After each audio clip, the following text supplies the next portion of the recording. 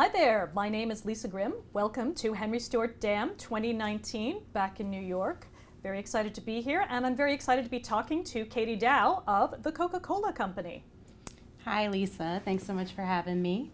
Thank you very much. Excited to be here, and we're going to be talking about metadata, I think a subject near and dear to both of our hearts. So I wondered if you could talk a little bit about experience with metadata at Coke, kind of the maturity model within your organization, and then we can dive into some specific questions. But I'd love a little bit of an overview, introduction, and to hear some of your stories. Sure, thank you. So I've been at Coca-Cola just about 9 years now. In a couple of weeks, I'll be celebrating my 9th anniversary.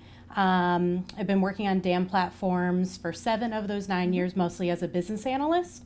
And then in the past 3 years or so, I've transitioned into being a metadata architect, metadata analyst, data librarian, all the different names that we call it at the company. Right. The Coca-Cola Company has a very long history with metadata, just not in the marketing space. Sure. So the area I'm in is relatively new to the company, kind of dating back about 4 or 5 years now. So it sounds like you've had a lot of different experiences with metadata at Coke. So I wonder what you would tell someone who's just starting out on their metadata journey, what you've learned along the way. I would say don't panic. And I think one of the best things that we did was to hire a consultant and an expert in the space, and also to talk to some of the teams, both internal and external to our company, who have gone on the metadata journey before, because I think there are a lot of key learnings to take advantage of instead of finding out some things the hard way yourself. Oh, absolutely, yeah. Try not to reinvent the wheel. Exactly. I think that's advice we can all take back to our organizations. And when you think about the metadata and workflow, has metadata helped optimize your workflows, or how does that fit in there? Yeah, absolutely. So we use metadata in many workflows within our DAM platform, which is called DMX. One of the biggest ways is in the asset review and approval workflow. So depending on the type of content that's being submitted through the system and the status of the content, that routes it to who needs to be reviewing and what they need to be reviewing. Another way that we use it is in an embargo functionality that we have on our content. So for things that aren't quite ready for market, we can set an embargo field, and that will help keep it behind the scenes until it's ready. And we also use it for archiving assets that are no longer relevant to the market anymore. So we have an automatic archival based on the date that the content was created too. Wonderful. Yeah, I'm awesome. excited about that. That sounds great. It's great. Yeah. And so I'm really curious how your metadata power search, how you incorporate metadata in search, and what you've learned so far in that space. Yeah, so with our platform, we have a lot of flexibility in how we can curate our own search. So using different metadata fields, we can help define some saved searches that we can expose to different user types. We also can decide what fields we want to use as filters, what fields we want to use as type ahead keyword search parameters. We have a lot of flexibility, so it helps us keep the content relevant and helps us to help in the content findability. 2 things come to mind when we talk about what hasn't worked. We have a field called the TCCC lead associate, and when a user's creating content, they're supposed to select their main KO Coca-Cola person of content for that content, contact for that content, sorry. And all those users have @cocacola.com email addresses. So when a user would go in and search for Coca-Cola intending to return content with the brand Coca-Cola, it was returning every single asset in the platform because of that metadata field being available in the keyword search. Sure. So we learned the hard way to disable that. Right. One of the other things that we've come up against is in the relationships that we have on content. So we kind of have a hierarchical structure between a campaign and then an asset. And the campaign itself has metadata. It's got brand, it's got active date, it has point of contacts, and the asset is inheriting a relationship from that campaign when you search. Right.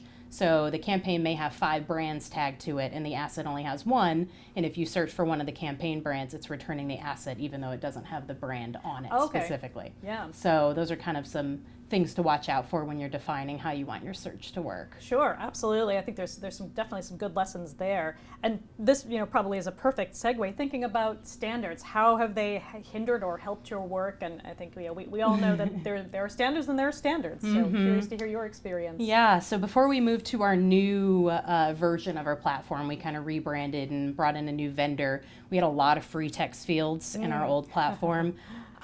So it was impossible to find content. People were spelling things different ways or entering it in their native language.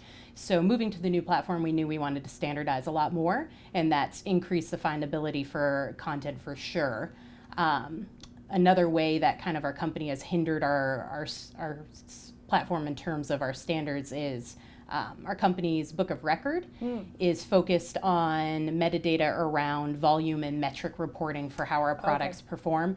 So we can't ask a marketing user, who is the main focus group for our platform, to come in and search for PET, but not the acronym, like the actual scientific word that nobody knows how to spell. Yes. So we kind of had to modify some of the company's standards for our use case. Right, and that makes sense. Controlled vocabulary is your friend, except when no one understands what it means. Yeah.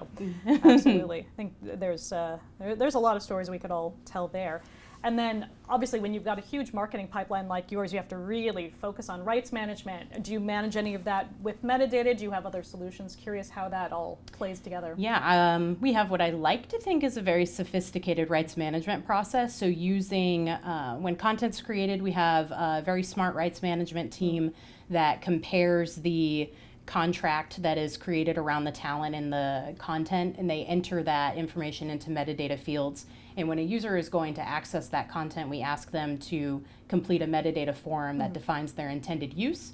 If it matches what the parameters that have been entered, they get an automatic download. If it doesn't, it then goes through an ordering process where our rights managers can review it. So having this whole metadata workflow around rights and how the content is used has really helped our users in getting access to content and using it appropriately. Oh, that's wonderful to hear. I've definitely seen some rights management fails at previous companies, so we've no one wants to be there. That's really exciting to hear. And then thinking about the big sort of gnarly subject of metadata and governance, what's worked, what hasn't, what does governance mean there? I mean, we could talk just about that for a couple hours, but how do you summarize that? Yeah, so we're very narrow focused right now for our platform. We're just now pursuing some integration opportunities with like a PIM system and things like that. So because our core team is so small, we're able to have an ongoing metadata governance process where we meet weekly, and our asset managers that are based locally are able to raise up requests from the people who are actually using the platform, and they let us know what is and isn't working. Our user base is not shy, which is great. Oh, it's great. Yeah, that helps us a lot. One of the things that we're going to struggle with, and we haven't started looking at just yet, is how to incorporate more stakeholders into that governance process. As we start to integrate with a PIM system, we don't have as much freedom to willy-nilly edit all of our values without impacting their work. So that's something that we definitely need to dive a little bit deeper on and take a good look at as we get through 2019. Oh, awesome. It's always exciting to have something to plan for the future. Definitely. So that's wonderful. Well, thank you so much, Katie. I think this has been really interesting. Thank you. For metadata nerds like us, it's just exciting to chat about these things. It's a fun space. It really is, and I hope you folks listening at home have really enjoyed it as well.